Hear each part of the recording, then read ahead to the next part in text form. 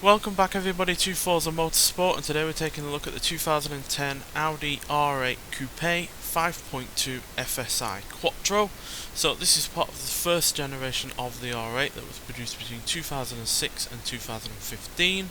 There were also a Spider and a GT variant of this car, and this version was introduced in 2009 and lasted until 2012. So yeah, the major difference over this version compared to the original version that was introduced in 2006 is the engine, which we'll get to in a moment. But yeah, visually speaking, there is some more aggressive styling, altered wheels, and a world first all LED headlight system. So yeah, there is that going for it as well. It's also got a decent sized front, as you'd expect from Audi. It is reasonably practical for a car of this type. No silly doors that you might find on a Lamborghini, which this is largely based on. And yeah, nice clear dials and plenty of interior equipment, and a manual gearbox, as you can see, 6-speed, which obviously would not last for very long with this car. And yeah, no doubt has a high quality feel to it, being an Audi and all. So yeah, nice enough looking interior, certainly more usable than something like a Ferrari from the time. And yeah, we've also got a spoiler that comes up at a certain rate of speed to improve the downforce. So nicely done. And then, like I said, we do have the engine. So instead of a 4.2 litre V8, which was taken from the B7 version of the RS4, this has a 5.2 litre V10 producing 518 horsepower and 391 pounds-feet of torque. So yeah, that's 104 more horsepower than what the V8 was producing, which was a decent amount of power. You know, 414 horsepower is hardly anything to sniff at.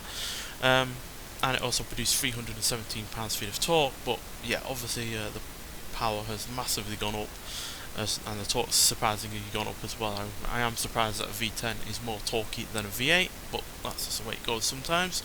Unfortunately, this car is somewhat let down by its weight, as it does weigh 3,725 pounds. So yeah, 518 horsepower, shifting that amount of weight isn't quite enough, to be honest. It's still a decent amount, but obviously you could have a far lighter car, and in fact the GT version of this car would strip out a good couple of hundred pounds out of this car to make it that bit better, while also improving the power. So yeah, this is a bit of a test run for this engine, to be honest, in this car, because the GT version would ultimately be better. But on the whole, it does feel like this car was largely still made with that V10 in mind, because the only stuff underneath that has really been changed has been the rear brakes, which were made larger.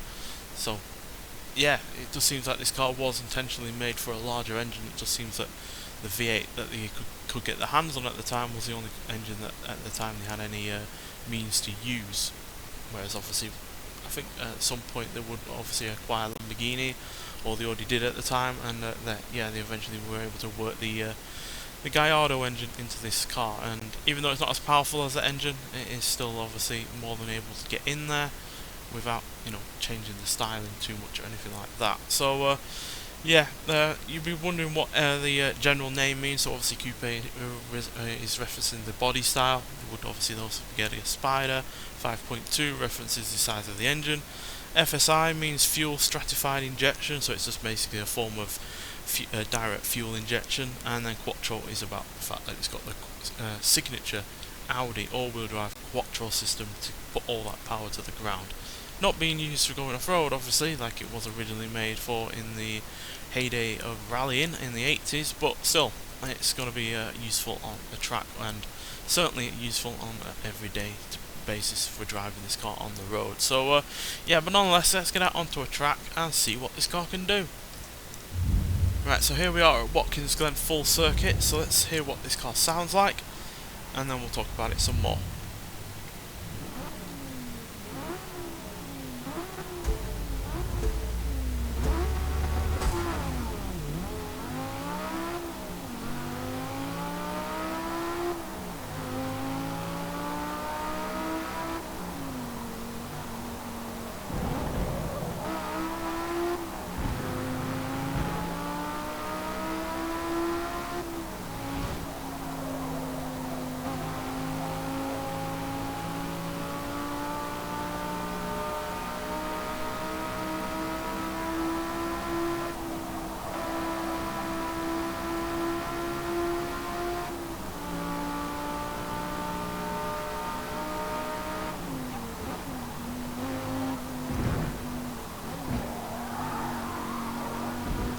So yeah, fantastic sounding V8, V10 engine in this.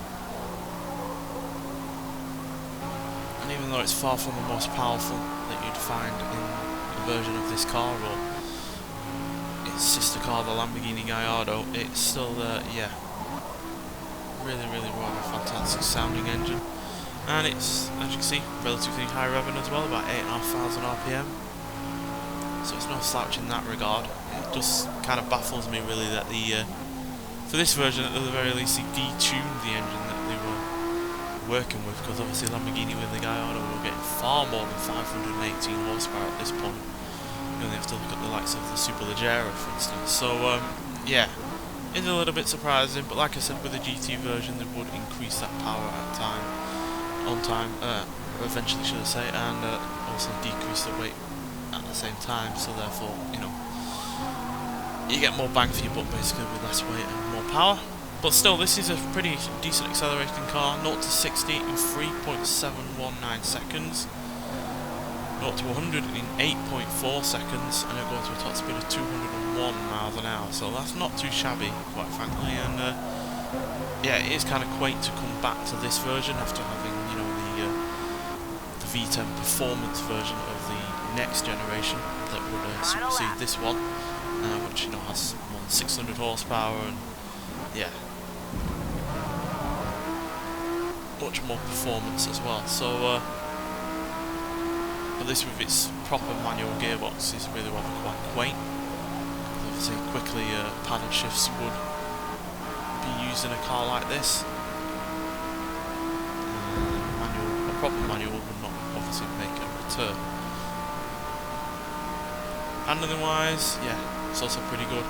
It's not the best of its type by any means. I'd certainly say a Superleggera, for instance, is a far more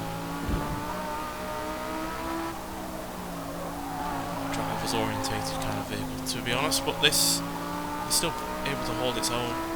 The all-wheel drive system is definitely helping keep it hanging on in the corners. And I certainly appreciate the larger rear brakes on this to help slow down its weight, because that, like I said, is the biggest problem with this car, is the fact it weighs so much. No idea why, you know. At the end of the day, it's a two-seater coupe. It really shouldn't be weighing as much as, you know, a saloon car, for instance. So yeah, no idea why this ever weighed as much as it did, but obviously they would get the weight under control at some point. But on the whole, I am glad that this has been added to the game, because yeah, I do enjoy the R8 in general, and it's nice to go back to the original V10 version. Although it would be really nice if we could get the original V8 as well to complement this one, because yeah, I don't think we've ever had that version in a Forza game, and if we have, it can't have been very often, or in a game that only Forza game that I played all that much, because yeah, I cannot remember for the life of me ever driving it. So yeah, it would be nice to have that V8 version, and that comes back to my long-standing idea that we should have a options list for cars in these games, where you have the base vehicle or a version of the car, and then you can just spec any engine, gearbox, drivetrain system, weight, or anything like that as you wish. Body style, for instance, because again, it would be nice to have a coupe, a convertible version of one of these as well. So yeah, but nonetheless, a really solid car, and probably a good car as well for upgrading when it comes to online racing, because as you can see, it's only in the top end of A-Class, so you would have a decent amount of room in A-Class to play with, but then you could also put it into S-Class and yeah, really ramp up the power and the performance. So yeah, it is a car that I highly recommend trying out if you haven't already. But nonetheless, thank you for watching, and I'll see you in the next one. Bye.